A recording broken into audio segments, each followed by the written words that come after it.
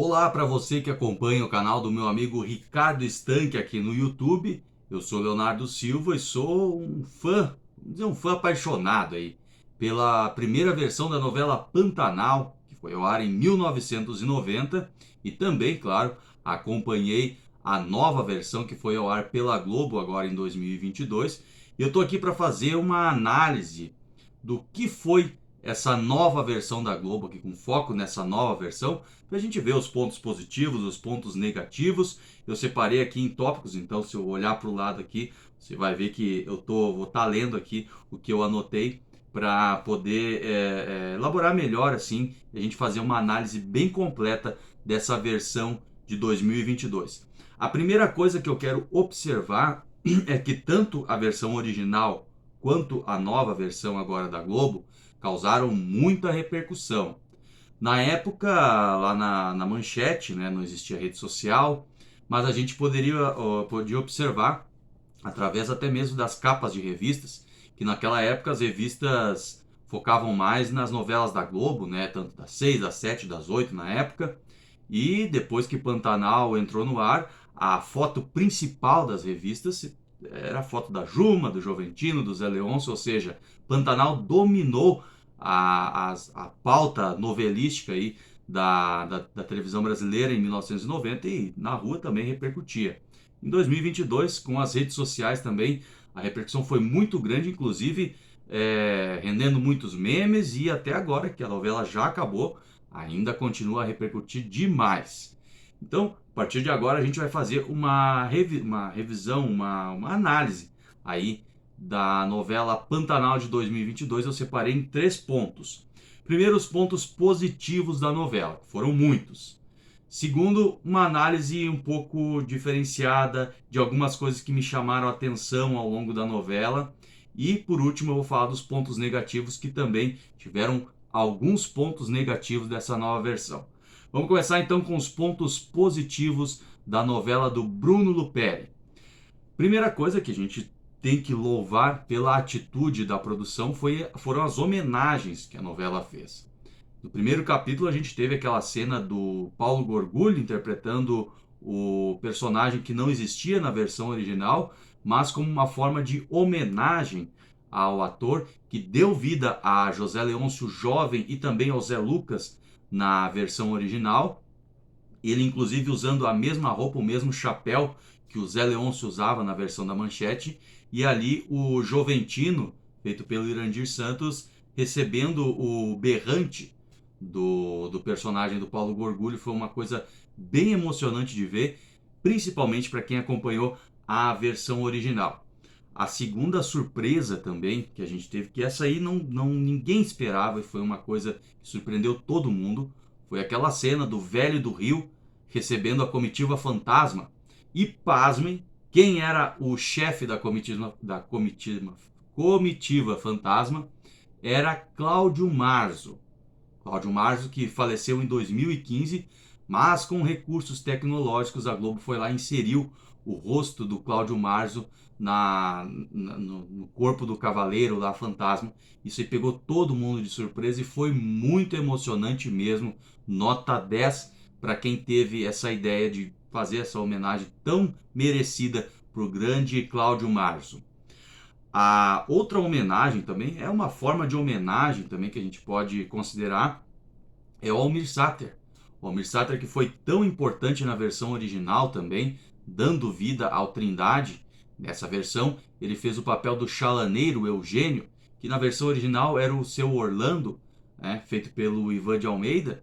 E nessa versão o chalaneiro teve um papel mais importante na história. Ele pôde desenvolver com vários personagens, inclusive sendo um personagem atemporal, que tanto na primeira fase quanto na segunda fase ele existia, estava sempre envolvido ali, sempre dando conselhos. Um personagem um tanto quanto enigmático, até a gente pode considerar. Muito bonita mesmo a homenagem ao Almir Sater.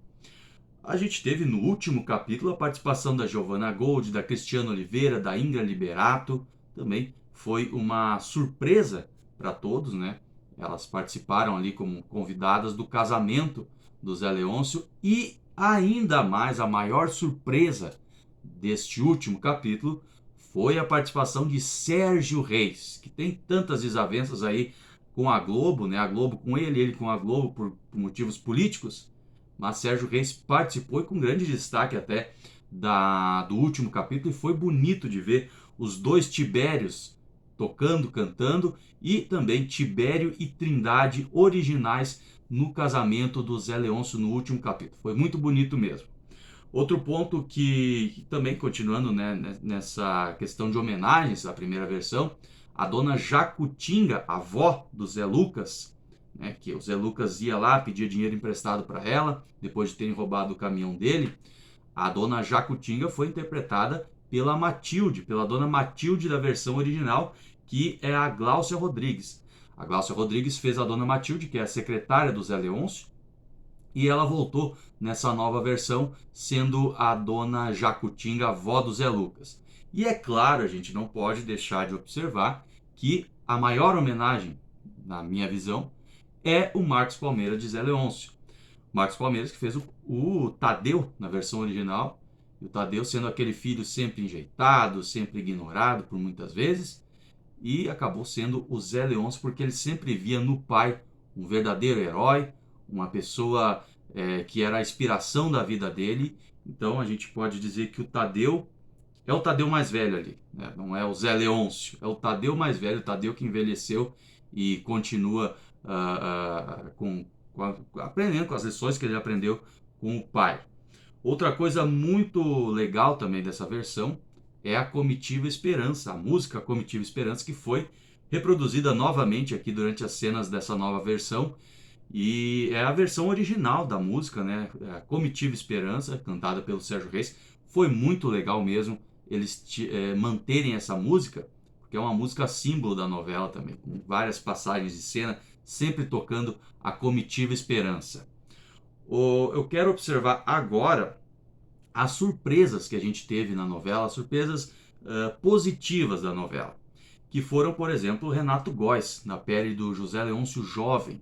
Foi muito legal de ver, ele fez um Zé Leôncio ao mesmo tempo bronco, como Zé Leôncio deve ser, mas com aquele toque de humor que o Paulo Gorgulho também conseguiu dar na versão original, na primeira fase de Pantanal. Foi muito bom mesmo a atuação do Renato Góes. Para mim, a maior surpresa da novela, eu vou falar daqui a pouquinho da maior surpresa positiva da novela. Deixa eu passar agora para Isabel Teixeira, que também é a Maria Bruaca dessa nova versão, que deu um show também de interpretação, se assemelhando muito, por muitas vezes até superando, a original Ângela Leal. Vou procurar, não quero fazer comparações, mas em caráter de comparação, assim, bem rapidamente, né? As duas são muito parecidas e a desenvoltura das duas para o papel ficou muito bom, chamou atenção, e eu acho que foi o personagem que mais repercutiu nas redes sociais, até por conta, né, dos problemas dela e dessa onda progressista aí, promovida pela internet, pela Globo, pelas pessoas, enfim. Gabriel Sater, outra boa surpresa da novela.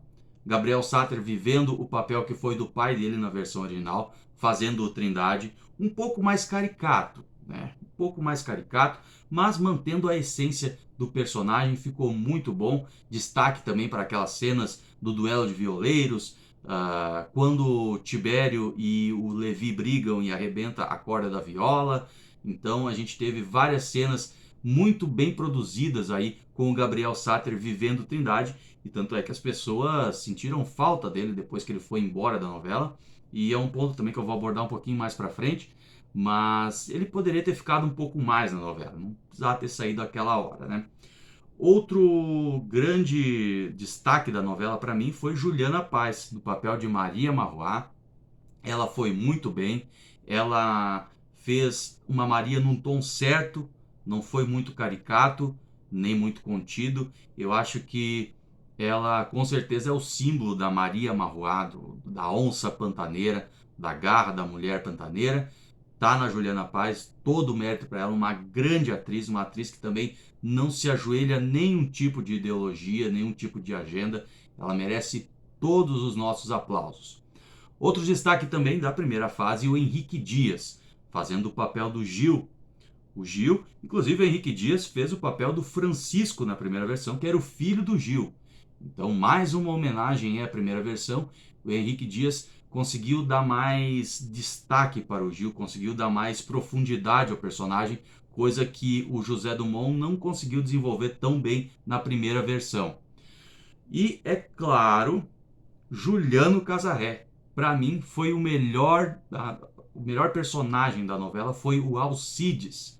Toda a cena que tinha o Alcides, eu ficava muito empolgado em ver, porque ele conseguiu dar um lado mais cômico para ele conseguiu desenvolver melhor o personagem, as pessoas passaram a gostar cada vez mais do Alcides, e Juliano Casarré realmente brilhou demais nessa novela, brilhou demais com o personagem Alcides, conseguiu fazer algo muito melhor do que foi originalmente escrito para o Alcides. Todos os méritos para Juliano Casarré. Eu já falei do Marcos Palmeira como o José Leôncio, né, que é uma versão mais velha do Tadeu. Pena que não teve nenhuma cena do José Leôncio falando sei lá, porque seria muito engraçado de ver o Tadeu da versão original falando sei lá na pele do José Leôncio. E eu sinto que o Bruno Luperi quis aprofundar um pouco mais as histórias também. Ele deu mais profundidade a cada trama paralela da história, né? Ele conseguiu aprofundar um pouco mais e isso enriqueceu mais a novela. Agora, para mim, uma das coisas mais bonitas que aconteceram na novela Pantanal de 2022 foi a última cena da novela, em que depois que o Velho do Rio encontra as crianças lá, eles vão para a Tapera da Juma, ele vai contar a história da Juma e tudo mais, aparece a frase, aquela que o homem é o único animal que cospe na água onde bebe, que corta a sombra que lhe dá, corta a árvore que dá sombra e frutos, e é uma frase muito bonita, infelizmente muito verdadeira, mas na versão original a gente teve essa frase com a assinatura do Benedito Rui Barbosa. Na versão de 2022, o próprio Benedito narrou essa frase. Então ficou uma coisa muito bonita mesmo, digna de uma pessoa que dedicou toda a vida aí para a teledramaturgia, criando história, criando os personagens, sempre muito profundo, com relações muito humanas e sempre de todo o coração. Benedito Rui Barbosa é um daqueles autores que está em outro nível, em outro patamar, merecidamente a última frase, a última cena da novela, narrada pelo próprio autor Benedito Rui Barbosa. Outra coisa que eu quero agora observar são algumas coisas que eu notei no decorrer da novela, como por exemplo o personagem Joventino, Jove, né, o Joventino Neto. A gente pode observar que ele representa muito bem essa nova geração, uma geração cheia de conflitos, uma geração um pouco mais contida, um pouco mais introspectiva, comparado ao Marcos Winter original. O Jove original era muito mais aberto, muito mais falante, muito mais irônico. Esse Jove conseguiu ser mais chato que o original, na minha opinião. E é o que representa, né, a juventude de 1990 para a juventude de agora. Outra coisa, a Madeleine, foi muito bem construído o personagem.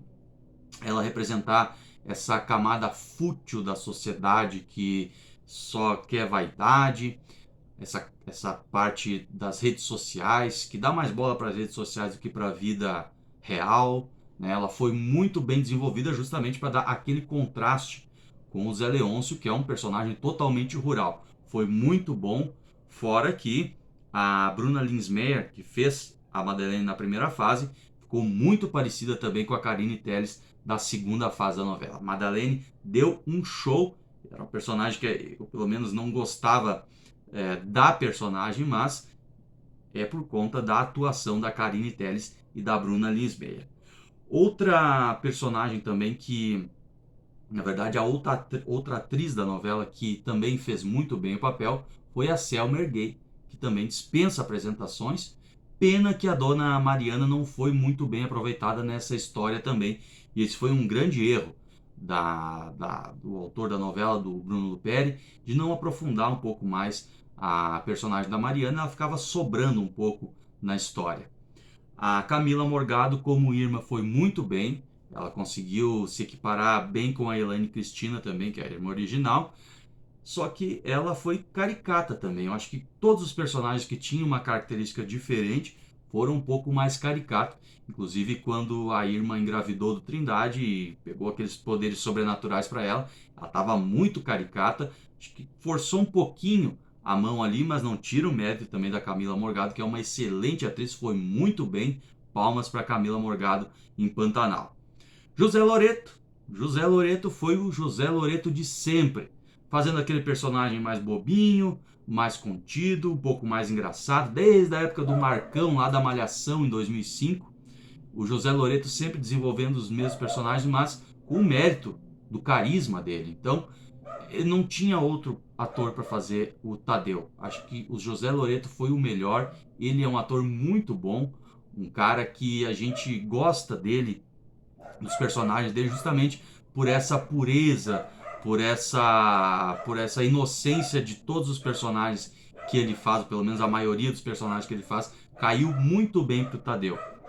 Outro destaque da novela foi o Guito Show, o Guito Tibério.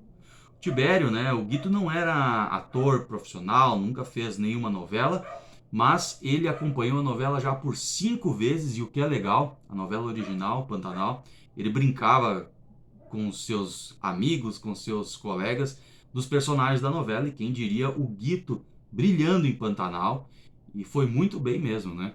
Desenvolvendo ali também suas habilidades como músico, grande violeiro que é, grande músico que é, mas também deu um show, se dedicou mesmo ao papel do Tibério e foi muito bem também. Agora eu quero destacar os pontos negativos da novela, que a gente teve também alguns pontos negativos aí de Pantanal, e a gente não pode deixar de falar aqui. Primeiro, Murilo Benício. Murilo Benício como Tenório, o Murilo Benício é o mesmo de sempre. Às vezes não dá nem para entender direito o que ele fala, a dicção dele é horrível. Eu acho que ele poderia ser um pouco melhor na questão do Tenório, de dar mais vida ao Tenório, porque até o próprio autor da novela, antes da novela começar, falou que o Tenório tinha que ser um pouco mais engraçado, para ser aquele tiozão mesmo, bem tiozão, que fala muita besteira. Mas o Murilo Benício deixou a desejar justamente por esse jeito dele que, sinceramente, para mim, eu não curto muito.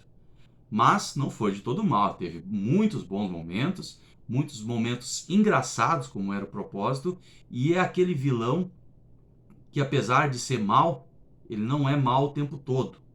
Então, méritos também para o Murilo Benício, apesar dos pesares, né?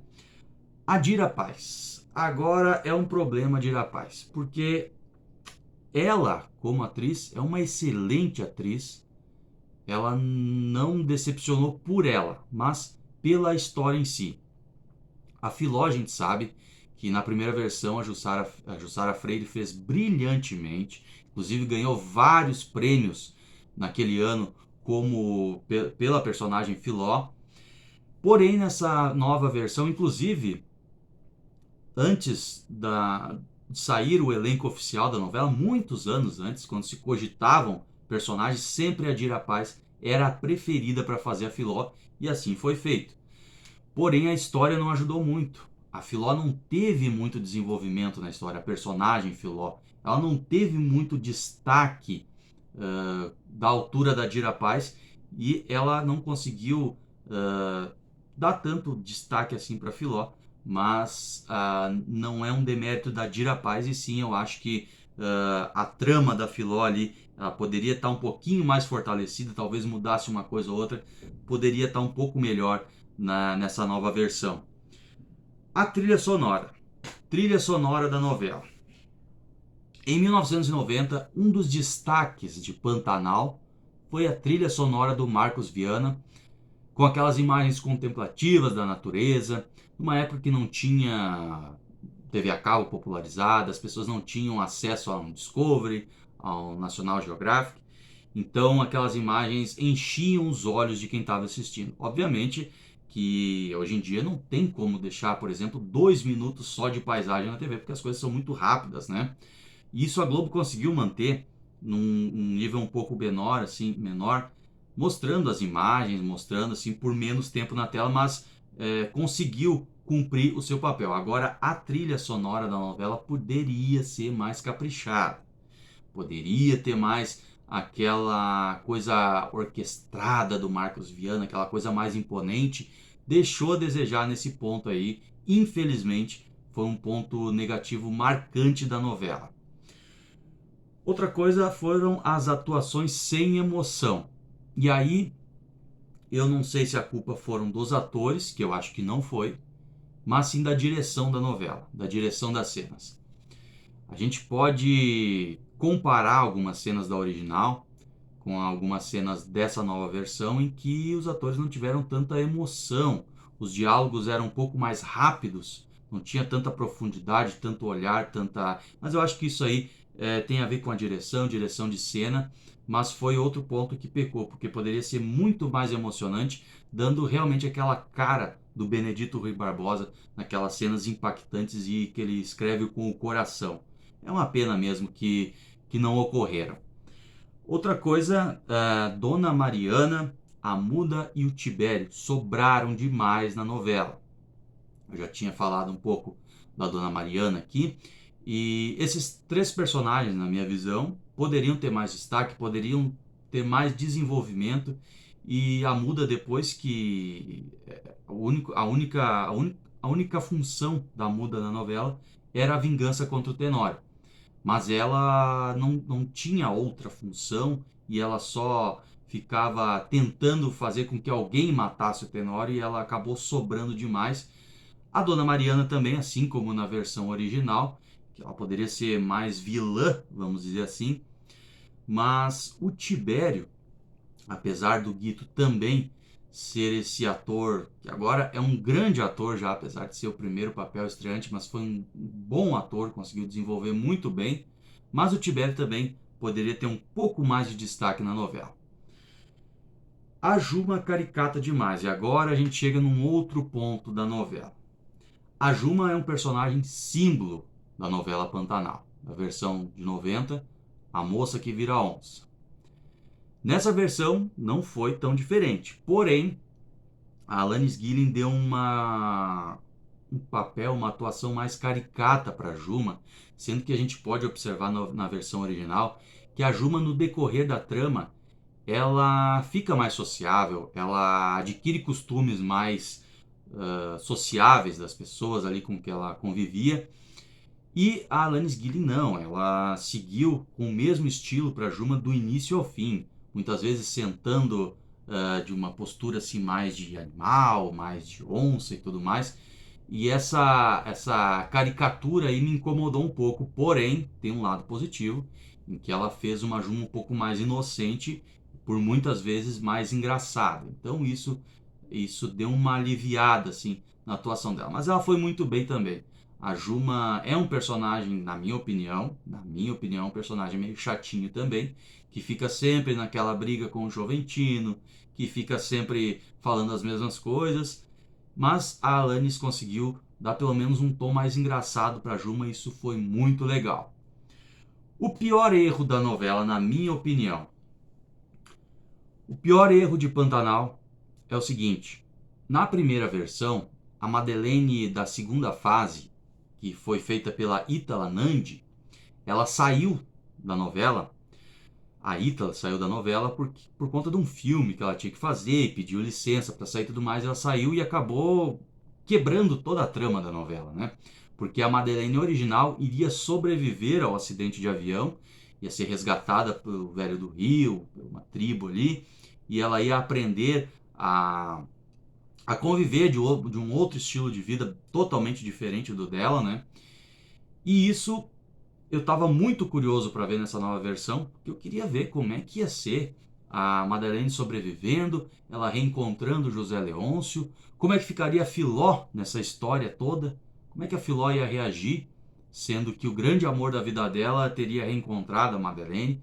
Isso é uma coisa que é imperdoável nessa nova versão, na minha opinião, porque a gente acaba ficando curioso e a gente não vai saber o que teria acontecido se a trama original, escrita lá nos anos 80, ainda pelo Benedito, acontecesse. Né? O que ia acontecer?